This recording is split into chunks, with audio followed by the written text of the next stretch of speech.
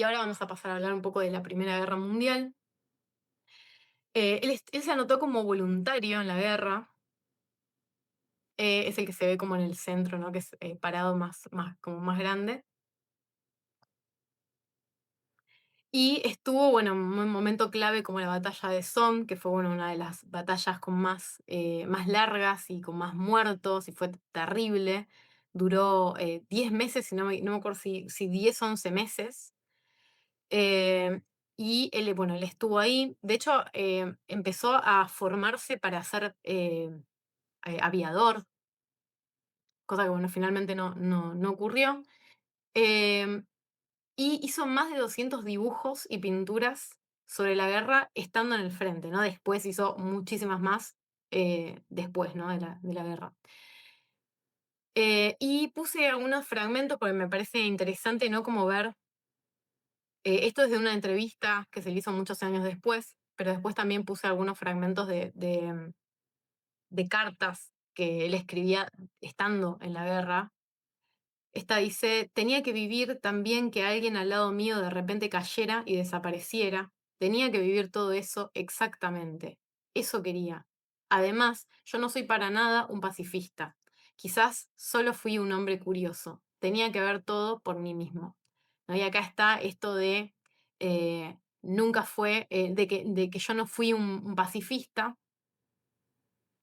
eh, como un poco más para, que es lo que siempre se cita, ¿no? Desde la idea de que él no, no se horrorizaba, ¿no? Por la guerra, que era una cosa así como súper neutral.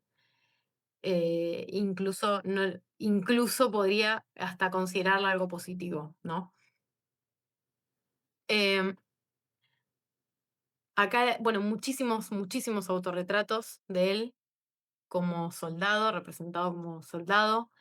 Y a mí me llama la atención que son todos autorretratos estos, pero es muy poco lo que podemos encontrar como rasgos en común que tengan los distintos autorretratos, ¿no? Como que podrían ser otras personas, ¿no? No, ahí ponele el del medio, quizás tiene algún rasgo de él, pero casi nada, ¿no? El autorretrato de 1916. Eh, y esto a mí me parece, pero también es una interpretación súper personal, ¿no? Eh, Que hay algo como de la despersonalización, ¿no? Como de no reconocerse a sí mismo. Creo que, o sea, hay algo psicológico ahí que yo, bueno, tampoco estoy muy autorizada para hablar, ¿no? Que si hay algún psicólogo en la sala, podría quizás decirme. Pero sé que también leí sobre el autorretrato, como que hay em, teóricos que indicarían que el autorretrato es una forma de autocontrol, ¿no? Como que es una forma, y eso es algo que está muy presente, al menos en el caso de Dix parece ser así realmente, ¿no? Esto y ahora lo vamos a ver por otros temas más adelante, pero parece cierto esto en él, aunque sea. eh, una forma de controlarse a sí mismo, ¿no? De controlar por lo menos su imagen. Y además, bueno, muy distintas las técnicas. Él como súper versátil, ¿no? Como fue usando muchas técnicas a lo largo de su vida, como que nunca se terminó de encasillar en nada. Se lo considera, ¿no? Como em, expresionista. Después está esta cosa de los periodos que yo creo que nunca se puede establecer de forma tan rígida, ¿no? Como, bueno, de tal año a tal año fue expresionista, de tal año a tal año fue dadaísta, o sea, es como que todo se mezcla y él creo que, bueno, va utilizando las herramientas que le sirven, ¿no? Que encuentra que le sirven de las distintas corrientes que había en esa época. Y bueno, y también obviamente como añadiendo lo suyo, ¿no? Todo con un sello personal, pero no se limita para nada. Y acá esta es un fragmento de una de las cartas que le manda a Helene Jacob, que es la novia esta que estudiaba Esperanto. Eh, También le mandaba muchas fotos, muchos dibujos, muchísimos dibujos de la guerra, ¿no? De estos dibujos que pintaba, muchos se los manda a ella, ¿no? Y por eso se conservan. Eh, Los cráteres de granadas en medio de los pueblos son de una fuerza elemental. Todo en los alrededores parece estar sometido a la dinámica de estos gigantescos y simétricos embudos. Son las cuencas de los ojos de la Tierra. Lo que gira alrededor de ellos son líneas fantásticas, delirantes de dolor. Ya no son casas, son seres vivos de un tipo particular, con leyes y condiciones de vida propias, son agujeros rodeados de piedras o esqueletos por todas partes. Es una belleza propia, rara, la que aquí habla. ¿No? Y entonces de vuelta a esto, como esta contradicción, ¿no? De describir algo que es terrible, ¿no? Una absoluta destrucción, el dolor, la muerte, y hablar de belleza. Y bueno, y a mí me hizo acordar, acá debe haber alguno que hizo un curso conmigo de las guerras, y yo hablo de Ernst Junger, y debe haber alguno que haya leído también a Junger. Es muy parecido. Ernst Junger fue, bueno, para, aclaro, ¿no? Como entre paréntesis, fue un escritor de esa época también, ¿no? Y que fue la Primera Guerra Mundial, y escribió un libro que fue como un super bestseller sobre la guerra en 1920, que se llama Tempestades de Acero. Y él fue o sea, el libro fue un absoluto éxito entre los sectores de derecha reaccionaria alemana, filofascista, entre ellos los nazis, ¿no? Que fueron, bueno, muy, muy admiradores de Junger, y que tiene descripciones de la guerra como algo totalmente glorioso. Junger nunca diría algo así como esto de delirante de dolor, porque siempre está mostrando que como una imagen súper sublime de la guerra, y todo es absolutamente glorificado. Pero me hace acordar mucho a eso, ¿no? Y esta cosa de hablar de belleza, y tiene mucho de esto. No es casual que hayan vivido en la misma época, y que además Junger también estaba muy, muy influenciado por Nietzsche.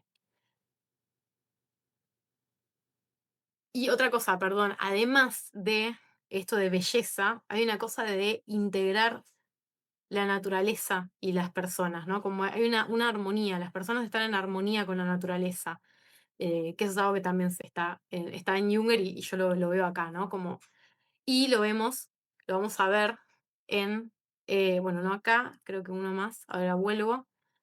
Fíjense esto, ¿no? Cráter de granada en forma de flor, y aparece todo de colores, ¿no? Como una imagen hasta bucólica, y es un cráter, ¿no? De granada. Y está eso, ¿no? De la guerra como integrada a la naturaleza. Y a mí me parece interesante también contraponerlo. Yo siempre contrapongo a Junger, en este caso de Dix, creo que es muy parecido el ejemplo, contraponerlo con lo que es la mirada de otra persona que también estuvo en la guerra, pero en otro bando, Tolkien, ¿no? Que él también describió la guerra, describe en palabras, a veces, o sea, describe cosas que evidentemente son en la misma experiencia, en el mismo lugar, pero sacan conclusiones absolutamente opuestas, y lo que para Junger es como una belleza y está integrado a la naturaleza, como pareciera ser el caso, por ejemplo, de Cráter de Granada en forma de flor, para Tolkien es un una terrible crisis, ¿no? Absoluta de la naturaleza, ¿no? Y no hay para nada armonía de la naturaleza con la guerra, ¿no? Em, Acá, bueno, es lo que les decía de las imágenes como en movimiento, ¿no? Trincheras. Tiene varios cuadros que se llaman igual. No era muy original con los nombres. Y hay varios que se llaman Trincheras. Este de Trincheras de 1918, ¿no? Y muestra algo como una imagen muy en movimiento. Esto es como súper futurista. Otro Cráter de Granada de 1917. Soldado moribundo de 1915. ¿No? Bueno, y también esto del movimiento, ¿no? Como de la sangre brotando. Súper, súper crudo, ¿no? Pero bastante como expresionista. Digo expresionista en el sentido como no realista, ¿no? Y bueno, acá vuelvo.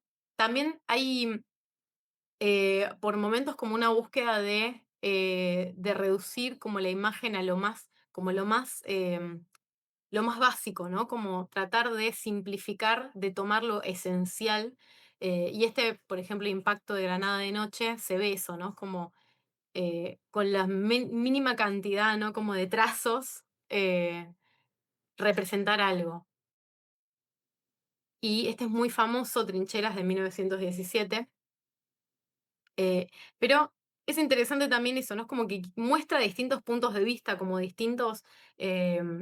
No pareciera que los hizo la misma persona, ¿no? Digo, una persona que pueda ver simultáneamente, ¿no? Que, no sé si simultáneamente, pero una persona que pueda ver en en un cráter de Granada, esta cosa, ¿no? Toda iluminada con florcitas y de colores, y también pueda tener una visión, proyectar como dos visiones, ¿no? Muy distintas. El de Trincheras de 1917 como algo totalmente lúgubre, ¿no? Este sí como súper, súper expresionista, como en toda regla.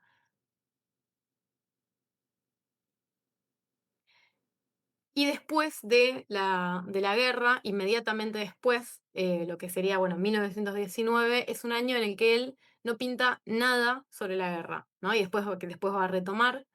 Y empieza como lo que se conoce como el periodo lunar, porque está como, tiene una obsesión con la luna y el sol y los astros.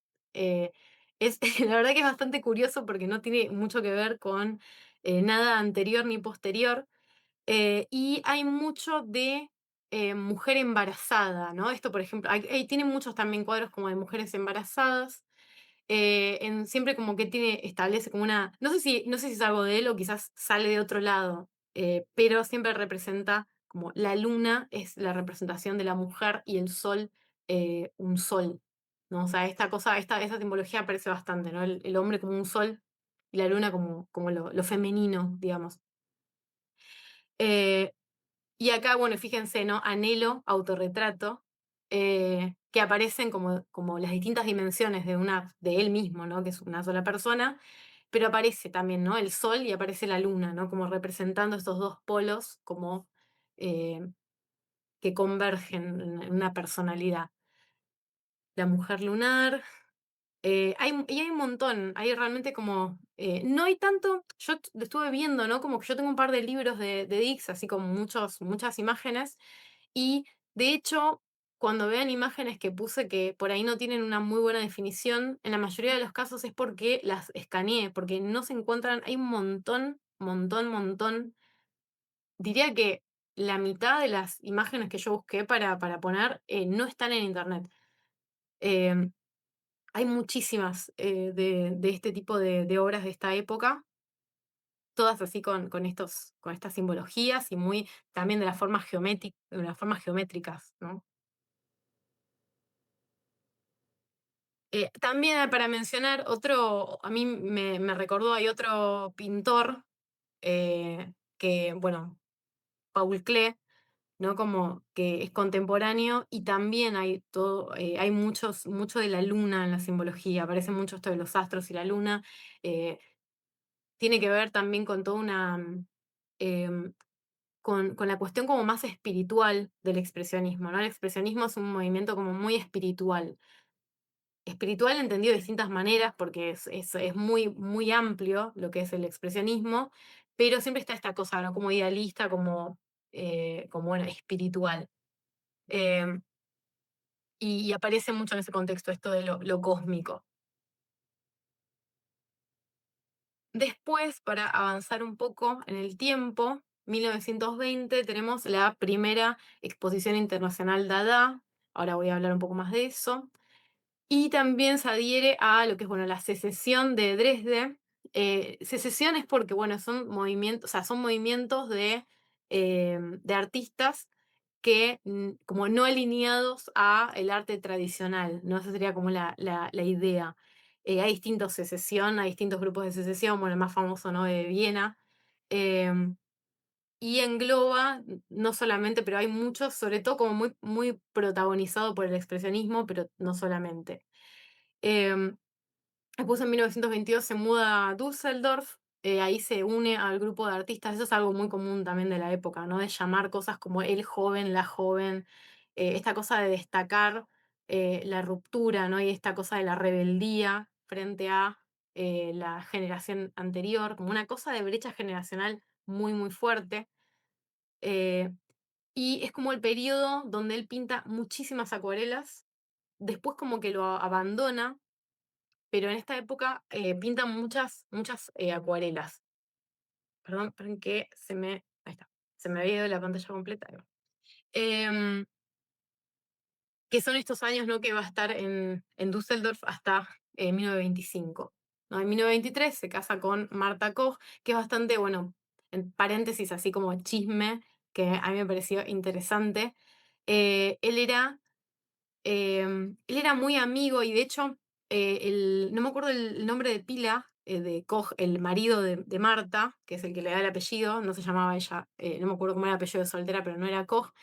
Este Koch era como muy fan de Dix y le compraba cuadros, lo invita a la casa, tenía mucho dinero, lo invita a la casa, ellos vivían como una especie de palacio, eh, y ahí, bueno, conoce a Marta, se enamoran, Marta lo deja a Koch y se casa con Dix, y después siguen siendo súper amigos los tres.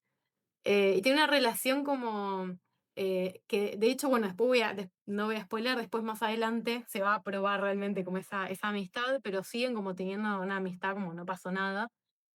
Em, bueno, en 1924 publica una de sus obras más famosas, que es una serie de obras, ¿no? Una serie de grabados, La Guerra, que ahora voy a entrar un poco en detalle en cada una de estas cosas. Después, bueno, se trasladan a Berlín, que están 2 años, ¿no? 1925-1927. Y va a coincidir, bueno, va a ser ahí la exposición de la nueva objetividad. Todo esto, bueno, voy dando pantallazo y ahora vamos a ir entrando.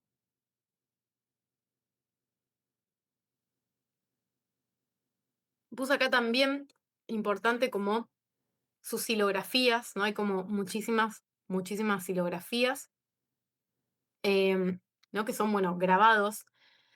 Eh, acá aparece de nuevo, ¿no? Esto en 1919, ¿no? Como esta etapa lunar, aparece, ¿no? Como una pareja, la luna y el sol, el beso. Ruido callejero, que fíjense que esto es como súper abstracto y coincide con su etapa dadaísta, que nunca fue propiamente él un dadaísta, es raro decir que fue un dadaísta, pero sí estuvo como súper vinculado al movimiento y bueno, y tuvo una influencia claramente en él. Em, Tiene una serie que se llama Verde, que es como devenir, convertirse en, ¿no? Y que es bastante críptica, o es como tiene mucho como de autorrepresentación, pero una autorrepresentación como muy rara, donde realmente no hay ningún rasgo, ¿no? Que podamos asociar a él, como esto que yo digo, ¿no? De que yo lo entiendo como una especie de despersonalización, ¿no? Como alienación, no sé cómo decirle, pero como una crisis de la identidad o algo así que bueno, puede ser que esté relacionado con la guerra. Yo, y acá también es curioso eso, ¿no? Se llama yo y es una máscara. También esto de autorrepresentarse como una máscara, el motivo de las máscaras aparece muchísimo, no solamente en Dix, sino en este periodo. Eh, bueno, pensemos también, ¿no? Acá un paréntesis también, si les interesa, por ejemplo, el tema del dadaísmo y las vanguardias, y si no lo vieron, tengo unos videos sobre el dadaísmo en el canal de YouTube, em, que después les voy a mandar, a los que tengan anotados les voy a mandar por mail y si no tienen los que vean esto en YouTube, en la descripción del video van a encontrar, que son 4 videos hablando específicamente del dadaísmo y ahí le dedico una parte a la cuestión de las máscaras, que es muy importante en la época, ¿no? Y que bueno, tiene mucho que ver también con el descubrimiento, ¿no? De arte. En países de África, ¿no? Como que se está explorando, ¿no? De tribus africanas. Aparece mucho, bueno, decimonónicamente en Picasso. Y bueno, en muchos otros artistas. Y bueno, y acá también tenemos en Dix. Y puse también como para volver siempre a la comparación con otros artistas de la época, un expresionista también muy importante, Schmidt-Rottluff, que tiene esta silografía de 1918 que se llama Cristo, que bueno, y tiene, ¿no? En la frente 1918 como ese año decisivo, y terrible, ¿no? Súper traumático, que abajo dice en alemán, ¿no? A ustedes no se les apareció Cristo. Y pasamos a la etapa Dada Dix, que era como él le llamaban, porque los dadaístas eran como, tienen mucha cosa como de juego de niños, ¿no? También esto de la reivindicación de la cosa de la infancia también es muy importante en las vanguardias, ¿no? Hay una cosa de volver a un a la digamos, a volver a un periodo no corrompido, ¿no? Por la sociedad, que atrofia al individuo, ¿no? Y volver como a la inocencia, y a la experimentación, ¿no? Y está siempre esto de la infancia. Entonces hay cosas como muy, muy infantiles, ¿no? Como que todos se ponían nombres, todos tenían como apodos, todos los dadaístas, y siempre eran como algo con dada. Em,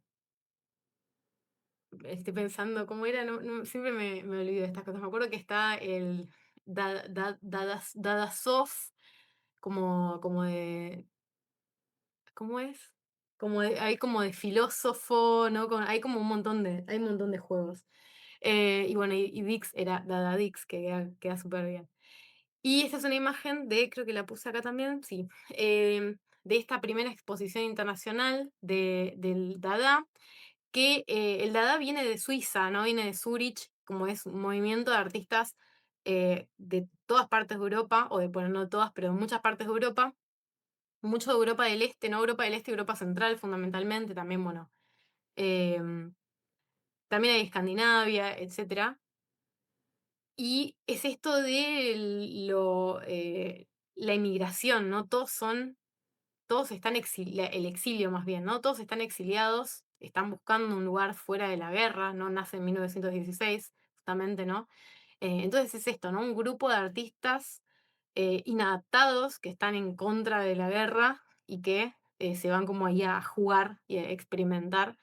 Y después, y tiene un carácter como muy antipolítico, el Dada, el primer Dada, ¿no? Del Cabaret Voltaire en Suiza. Pero después, cuando se vaya a Alemania, va a llegar a Alemania en un contexto en el que es absolutamente imposible sustraerse de la política y no tomar una posición, es como escandalosamente antimoral, ¿no? Em, Incluso también eso, por eso yo discuto un poco esta cosa, como muchas veces se lo presenta a Dix como una persona que no tomaba ninguna posición, que es como, es lo que un poco se extrae de lo que él decía, ¿no? Como no juzgó, es como todo absolutamente amoral, no hay ningún posicionamiento.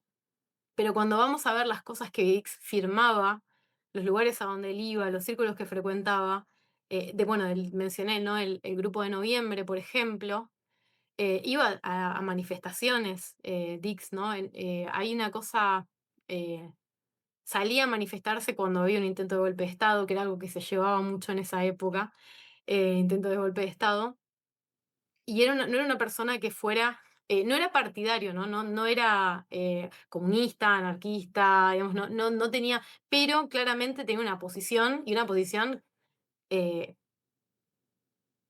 digamos, progresista, de izquierda. Eh, bueno, el Dada en Berlín como se repolitizó, ¿no? Como le devuelven bueno, le devuelven, en realidad no, porque nunca lo tuvo, ¿no? Pero aparece como un Dada muy diferente, no tan abstracto, ¿no? Como ya mucho más representativo, aparecen figuras humanas, ¿no? Aparecen mucho cosas bueno, aparecen incluso consignas políticas, acá hay, bueno, hay un montón, ¿no? De hecho hay un cartel que dice Dada es político, mientras que el primer Dada decía Tristan Tzara, Dada no significa nada, ¿no? Como que es una resignificación absoluta, ¿no? Y en este Dada es en el que entra a relacionarse y a participar Dix, ¿no? Y acá se ve, ¿no? Bien grande, este, este famoso cuadro de Dix que está desaparecido. No sé si fue, no recuerdo, creo que fue uno de los cuadros que fueron quemados en el 34, pero bueno, no está más, ¿no? No existe más.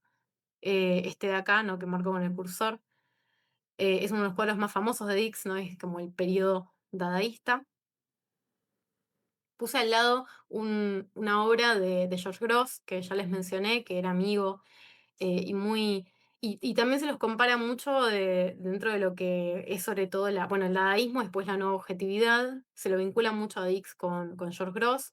Ellos eran como gente muy punk, como hay una cosa como muy, muy, en el sentido, ¿no? Como esta cosa muy contestataria, de, de manifestarse, hacer escándalo, ¿no? Y de llamar la atención. Hay una cosa como muy también de llamar la atención y muy, muy antisistema, ¿no? Y acá, bueno, una de las... y esto también es una cosa que tienen tanto Gross como Dix, que yo creo que hubo como una influencia de los dos lados, ¿no? Como que hubo una retroalimentación, que las personas no son realmente personas, sino que representan tipos sociales, ¿no? Aparecen como el trabajador, el burgués, la prostituta, em, y con ciertas características siempre asociadas, ¿no? A esos grupos sociales. Esto aparece mucho en Dix, ya lo vamos a ir viendo. Acá, bueno, esto sería como la etapa de Dix que explora el collage, ¿no? Como parte de bueno, la gran técnica del dadaísmo por excelencia. Tenemos acá este Calle Praga de 1920, que usa, por ejemplo, pedazos de diarios que eran reales, son diarios de verdad de la época. Y acá también en esto se ve que hay se ve, digamos, una crítica, ¿no? Hay un diario, esto no sé si ven, estoy marcando con el cursor, que dice Juden Raus, quiere decir judíos afuera, ¿no? Y está ahí mostrando, de alguna manera está denunciando, ¿no? El antisemitismo que había, ¿no? De esta corriente de derecha radical que ya estaba, ¿no? Por supuesto, en los años 20. También sé que no se puede ver en la foto, esto lo sé porque lo leí, que acá en las pelucas que aparecen, porque hay una peluquería, usa cabellos reales, y fíjense, ¿no? Esta cosa de las personas, también, de nuevo, esto de las personas como autómatas, ¿no? Y eh, que parecen las personas, acá tenemos además, ¿no? Como son lisiados de guerra, le faltan las piernas, ¿no? Tienen partes de su cuerpo que son inorgánicas, ¿no? Que son pedazos de madera, que tiene, bueno, digamos, prótesis, ¿no? Elementos como no humanos, y eso está como medio indiferenciado, ¿no? Con una niña que no se sabe si es una niña o es una muñeca, como que está todo eso, ¿no? En el límite de lo humano y lo no humano. Aparecen, ¿no? ¿Cómo se llama? Como maniquíes, ¿no? Y también las pelucas, ¿no? En exhibición.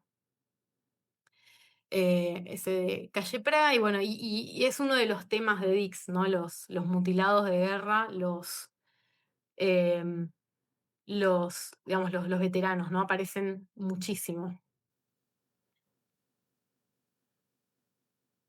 Y después va a venir el periodo en el que se va a volcar más por lo que es la nueva objetividad. Siempre como, bueno, siempre digo esto, ¿no? Como hay que tomar con pinzas esto de los periodos, porque no es que termina uno y él dice, bueno, ya está, no pinto más esto, ahora voy a hacer todo de nueva objetividad. Hay como momentos de transición, salvo eso el periodo lunar, que ahí sí es como que fue un año que no pintó nada de la guerra, pintó mucho esto, ¿no? Como lunas y cosas, y después, pero en general, bueno, hay como una exploración en general, ¿no? Por distintas técnicas y todo lo que sabe, ¿no? De ir absorbiendo desde cosas desde la Edad Media, Renacimiento, sus contemporáneos. Y la nueva objetividad, acá puse de vuelta otro de Gross, porque me gusta mucho Gross y porque además al ser cercano a Dix, hay cosas también que se pueden ver de vuelta, ¿no? De lo de los tipos sociales, cosas que representan no rasgos reales de las personas, sino un rasgo de la personalidad, ¿no? Como la exteriorización de algo de la personalidad, ¿no? Como por ejemplo la nariz respingada, ¿no? De la persona esta que está indicando como cierto aire de superioridad frente de vuelta, ¿no? Un veterano que está mendigando. Los burgueses, ¿no? Como siempre aparecen en la ropa. En general también la obesidad asociada, ¿no? Como, y el habano, ¿no? Esto de la abundancia. Espérenme un minuto que voy a, bueno, un minuto no, un segundo que voy a prender la luz porque estoy quedando como oscura.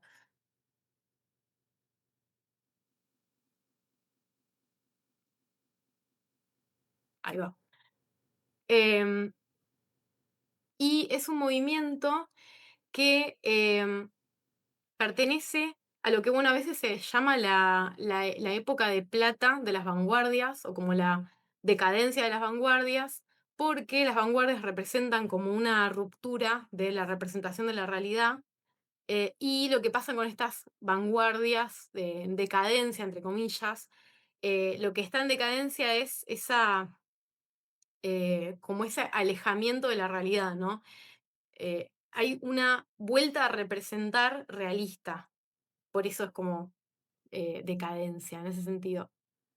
Y es una palabra que fue acuñada por Gustav Friedrich, que era, bueno, creo que era director de un museo y bueno, y un historiador del arte, en 1923, pero el término se usa retrospectivamente también como para cuadros que son anteriores, ¿no? Porque es un poco la forma en la que llama él a todo lo que está pasando, que está caracterizado por esa idea de la vuelta a la realidad. Y él lo divide en dos grupos, que son los veristen, ¿no? Que viene de, como de veracidad, eh, y Neusagligen. Neusagligen porque nueva objetividad en alemán es Neue Sachlichkeit, entonces Neue Sachlichkeit es como que viene de ahí. Los Veristen son los que buscan más esto de la representación más como más cercana de la realidad o más lasciva incluso quizás. Y los Neusagligen son como los que son un poco más no sé cómo decirlo, a veces se lo llama como realismo mágico, pero es un poco confuso, ¿no? El término realismo mágico para esto. Lo importante acá es que Dix pertenece a los Veristen. Y se da una exposición donde se los expone así, ¿no? En estos grupos, en 1925, en Mannheim. Y acá puse un fragmento de una frase de Siegfried Krakauer, que quienes ya me conocen saben, lo suelo citar bastante, un sociólogo de la época, em, que, bueno, era como un crítico de la cultura, del arte. Él era arquitecto, pero bueno, no ejerció nunca como arquitecto, pero tiene esto de esas personas, ¿no? Que ven en su momento, lo captan bien la esencia, ¿no? De las cosas importantes que están pasando y que sirven mucho, ¿no? Para quienes queremos indagar en la historia. Y él describe un poco este clima de época de la siguiente manera. Dice, un hambre por la franqueza, que es sin duda una consecuencia de la desnutrición causada por el idealismo alemán. El reportaje, como la autodeclaración de la existencia concreta, se contrapone a la abstracción del pensamiento idealista, incapaz de acercarse a la realidad a través de cualquier mediación. Y acá hay una cosa, él habla del reportaje, no me dice, bueno, ¿qué tiene que ver? Está hablando del periodismo, porque en ese momento era como súper auge, explosión em, de intelectuales que escribían algo así que sería como, como las aguas fuertes, ¿no? En literatura, ¿no? Como, bueno, las secciones culturales, lo que ellos llamaban folletón. Y aparecía esto mucho, bueno, reportaje, ¿no? Como géneros periodísticos y él lo que dice es esto, ¿no? Lo que es este auge de los géneros periodísticos en general, ¿no? En plural, implica esto, ¿no? Como una sed por ver la realidad que se estuvo tapando durante muchísimo tiempo con este idealismo alemán que era totalmente, que aleja, ¿no? A la gente de la realidad. Em, También hay un rechazo muy fuerte, incluso de gente que perteneció al expresionismo, una crítica hacia el propio expresionismo como parte de este idealismo, de esta cosa como espiritual, ¿no? Y la nueva objetividad, de hecho, surge un poco como, en gran medida, como una reacción ante el expresionismo, ¿no? Y lo que representa en este contexto. De hecho, la nueva objetividad se la vincula mucho con el periodismo, ¿no? Y hay escritores, por ejemplo, Alfred Doblin, ¿no? Como el quizás el más conocido de los exponentes de literatura de la nueva objetividad, que es el que escribió Berlín Alexanderplatz. Era periodista, ¿no? Y es como una vinculación muy fuerte entre la literatura y el periodismo, y entre el arte y el periodismo, por este motivo que menciona Krakauer. Y bueno, y puso una frase de Dix que dice: tenía que ver todo eso por mí mismo. Soy verdaderamente un realista. Soy precisamente un hombre de la realidad. ¿No? Como es de vuelta, ¿no? Este énfasis en que lo que a él le interesa es representar la realidad. Y de hecho, bueno, casi todas las pinturas más famosas de Dix se escriben en lo que sería la nueva objetividad. Podemos afirmar que fue el pintor más importante de esta corriente. Tenemos, bueno, algunos, Madre con Niño, eh, mucho, bueno, gente, ¿no? Representar a la clase trabajadora, la clase trabajadora, ya sea obreros, fundamentalmente, bueno, obreros, mendigos, prostitutas, joven trabajador de 1920. Hay muchísimos, muchísimos. eh, y puse Muchacha frente al espejo, que no tiene color porque es una foto, porque el original está perdido. Hay muchísimas obras de Dix también que no hay originales, que no están, no se sabe qué pasó. Algunos sí, algunos los quemaron los nazis, pero la mayoría no se sabe qué pasó. Eh, y con Muchacha frente al espejo, que además es como súper, la parte como de, de la derecha es como hiperrealista, como que casi que parece una foto. Es importante porque él fue sometido a juicio por este cuadro, ¿no? Por como imagen lasciva, pornográfica. Tuvo problemas legales con esto. Y está bien curiosa la defensa. Es muy parecido, si alguien está familiarizado con lo que fueron los juicios a Flaubert muchos años antes por Madame Bovary, que también era muy, muy parecida a esta cosa, ¿no? De mostrar como de lo inmoral y de que es un mal ejemplo, etcétera. Obviamente ya lo tenían como, ya venían desaprobando a Dix, había muchos detractores, y mucha gente intentando que se sacaran sus obras de los museos porque eran como inmorales, los consideraban así, ¿no? Muchos por la cuestión de los desnudos, y muchos por la cuestión de la guerra, ¿no? Como representación derrotista de la guerra. Era muy, muy perseguido en ese sentido, y con este cuadro no sé por qué con este particularmente, porque la verdad que tenían para elegir, pero, pero bueno, se ensañaron con este en concreto, y la defensa de Dix fue que, que en realidad era un ejemplo, era para mostrar el ejemplo de lo que les podría pasar a las chicas si seguían ese camino. Era como totalmente contradictorio con todo lo que dice toda la teoría de Dix, pero bueno, era la forma en la que pudo zafar de eso. Em, que es lo mismo, que muy parecido a lo que dijo Flaubert, de hecho. Era la defensa en realidad de Flaubert con Madame Bovary. Tenemos otro de las horas más importantes y también desaparecidos. Por eso está la foto, ¿no? No se sabe cómo eran los colores. Que es también La Trinchera. Y esta es muy importante porque se convirtió como, fue parte, ¿no? De toda una movida, simbolizando los horrores de la guerra, ¿no? Y por eso hay gente que dice que Dix accidentalmente como que fue confundido por un antibelicista cuando en realidad no lo era. No sé, eso sí que realmente es como, nunca se va a saber, creo, hasta qué es lo que pensaba él realmente, pero yo creo que si él no hubiese estado en contra de la guerra, no hubiese permitido que esta obra circule, ¿no? En una publicación que se llama Guerra Nunca Más, ¿no? Eh, y que, bueno, tenía textos de intelectuales pacifistas, y, bueno, y obras de otros artistas, como, bueno, Kete Kollwitz, como la gran artista pacifista, que tiene este póster que les dije acá, que dice Nunca más guerra, ¿no? Que lo hizo para esta ocasión, es muy, muy famoso, y es como uno de los símbolos así del pacifismo en la época.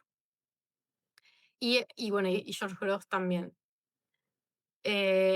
Esta obra además, bueno, fue muy importante dentro de lo que fue la colección de la exhibición de arte degenerado por los nazis. Bueno, fue comprada por un museo de Köln, y Adenauer, Konrad Adenauer, el mismo Adenauer, en ese momento era alcalde de Köln, y él se empeña, o sea, lo odia a Dix y detesta, es como lo considera, no, bueno, era re nacionalista, era un horror Adenauer. Y después, bueno, es como el adalid de la democracia y qué sé yo, todo lleno de amigos y asesores nazis, pero bueno, eso tema aparte. Hace cancelar la compra del museo y hace echar al director del museo por haber querido comprar la obra de Dix. Y la obra está desaparecida desde 1940, no se sabe si fue por un bombardeo, bueno, mucho se perdió, ¿no? Por bombardeos, incendios, o mucho también porque los nazis los vendían, ¿no? Al mercado negro y hacían mucho dinero con eso. Era como, bueno, obviamente siempre una imagen súper moralista, pero en la vida real se enriquecían con esto. Eh, que bueno, gracias a eso algunos quedaron por lo menos, pero bueno, este no se sabe. No se sabe si está destruido o quizás en algún momento aparece. Y llegamos a lo que es la obra, una de las obras más famosas de Dix, que de hecho si buscan Otto Dix probablemente de lo primero que les aparezcan son de esta serie de la guerra de 1924. Y también, frente a esta idea de que Dix no condenaba la guerra, pensemos que esta serie fue publicada en el contexto de los 10 años del principio, como conmemorando los 10 años del principio de la guerra. Y y está inspirado, bueno, tienen varias fuentes de inspiración. La más conocida y la que siempre se menciona en todos lados es Los desastres de la guerra de Francisco de Goya, ¿no? Eh, que, también eran, que también eran grabados. Acá puse uno, ¿no? De los tantos estragos de la guerra de 1810, ¿no? De Goya. Pero también hay otros ejemplos, bueno, muy anteriores. Em, un artista que es muy interesante la historia de esta persona. Obviamente no se sabe mucho porque fue del siglo XVI, ¿no? Pero Urs Graf era un artista y mercenario suizo. Él estuvo en muchas guerras porque, bueno, mercenario. Y era además un artista que fue uno de los primeros que se conoce, como que desarrolló la técnica de aguas fuertes, y que es la técnica que usa Dix, ¿no? Así que bueno, y pintó también imágenes de la guerra. Acá puse, ¿no? Campo de batalla, 1500, ¿no? En 1521. Eh, y, y bueno, y estos los que puse acá, em, que no les puse nombre y fecha, son los de Dix de esta serie. Y particularmente escandaloso fue este, ¿no? Que se llama La Monja, que es una monja siendo violada, ¿no? Como una cosa muy, muy escandalosa.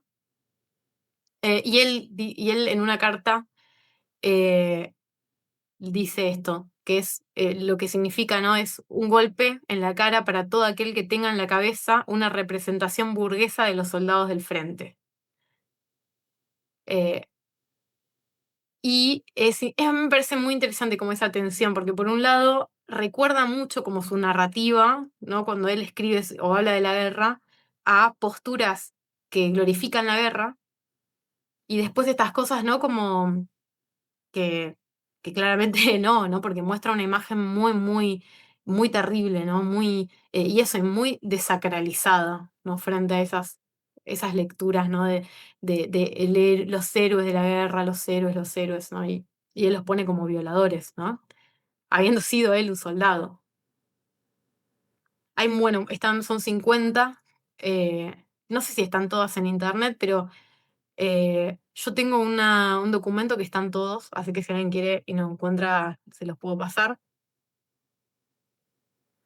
Acá, bueno, puse otro fragmento. El de fondo, no lo dije, pero esta imagen de fondo es la más famosa de esa serie.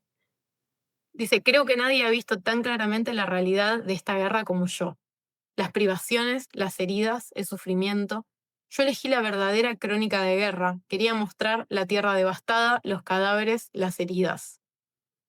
Y de hecho, en esos años, él estaba tan obsesionado con esto de representar la realidad tal cual, que era otra cosa que también era una influencia de pintores renacentistas, ¿no? Con esos estudios, ¿no? De anatómicos. Él tenía un amigo que era médico y lo hacía entrar a la morgue para que él se ponía a ver los cadáveres y a hacer bocetos, ¿no? Como para estudiarlos anatómicamente y poder pintar, ¿no? Más precisamente. Y después tenemos otro, más adelante, ¿no? De los más famosos, La Guerra, de 1929, o sea, lo empezó en 1929, lo exhibe por primera vez en 1932, primera y última vez, ¿no? Porque fue destruido 2 años después por los nazis. Eh, y acá después puse la imagen, acá está en grande, pero fíjense, ¿no? Como la parte de abajo es como una clara alusión, ¿no? A la obra que les mostré de Holbein, y tiene esta cosa, ¿no? Como de se le dice tríptico, pero no es un tríptico, ¿no? Como que tiene 4 partes, ¿no? Pero bueno, es el tríptico de la guerra, que también alude a esa estructura de arte religioso medieval. Y tiene, bueno, distintas escenas, ¿no? Em, es como súper potente. Y retoma también un poco la parte del centro, este anterior que se perdió, ¿no? La trinchera. Y además, bueno, es un poco como que sigue el modelo de este retablo de Isenheim de Matías Grunewald, ¿no? Bueno, otro renacentista alemán, muy importante, al menos dentro de Alemania. Y también tiene, bueno, Cristo ahí abajo. Eh, pero la representación así como de Cristo que creo que más se acerca en este caso es la de Holbein. Y dice, en aquel tiempo muchos libros propagaban sí. Y esta creo que la mayor evidencia de que evidentemente un rechazo a la guerra, que sí, no creo que haya sido desde el principio, creo que tiene que ver más con una reflexión posterior, ¿no? Sobre todo cuando vio el efecto, ¿no? Cuando vio que lo que la guerra era para el discurso de esta extrema derecha, eh, bueno, que amenazaba, ¿no? La República. Dice Dix, lo dice en 1964, ¿no? Muchos años después. En aquel tiempo, muchos libros propagaban sin problemas en la República de Weimar un concepto de héroe cuya reducción al absurdo tuvo lugar en las trincheras de la Primera Guerra Mundial. La gente comenzaba a olvidar los sufrimientos que había acarreado la guerra. En esta situación surgió el tríptico, ¿no? Como esta cosa, y esto además cierra mucho como esta idea de advertencia, aparece mucho en otros cuadros de Dix que vamos a ver más adelante.